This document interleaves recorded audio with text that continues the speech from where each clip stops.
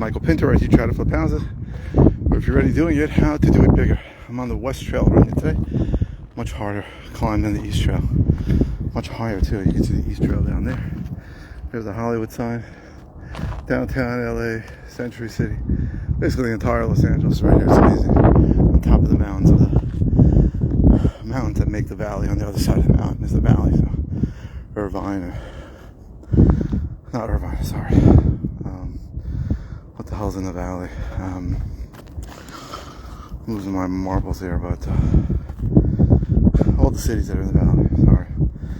So another tool in the tool belt that I do use and you should use to convince a seller, convince a better word, to help a seller sell his properties at a discount. So we spoke about post-closing possession and we spoke about speed, and now we're going to talk about certainty.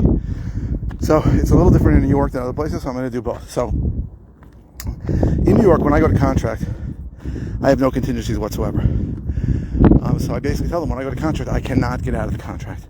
And in other parts of the country, like in Texas where I operate, I tell them once the option period ends, once the contingency period ends, I have to close.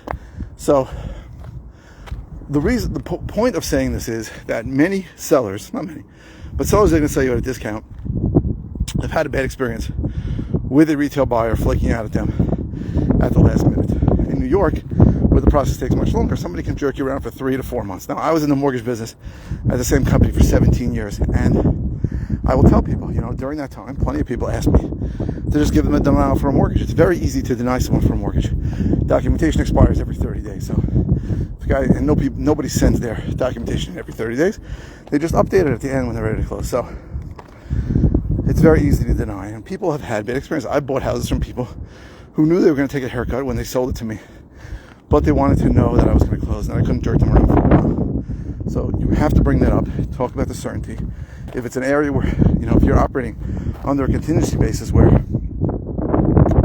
you may not get in close because you're using the contingency period to find a buyer, then just tell them the truth. Once my contingency period ends, I'm definitely going to close. So that they know they're taking a risk for 2 weeks, 3 weeks, maybe a month, but after that, you're a sure thing. And you want to convince them that you're a sure thing, because some of these people have just had a bad experience with a regular buyer that wasn't a sure thing. Now, obviously, if you say that, you need to close.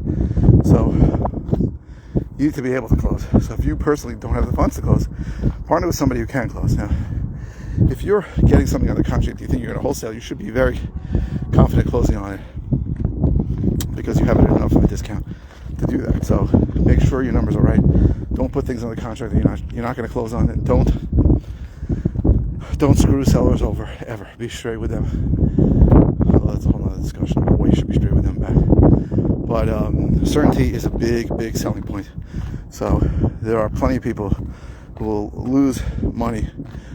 give up some proceeds from their sale for the certainty of knowing that an investor will close. Thank you very, very much for watching.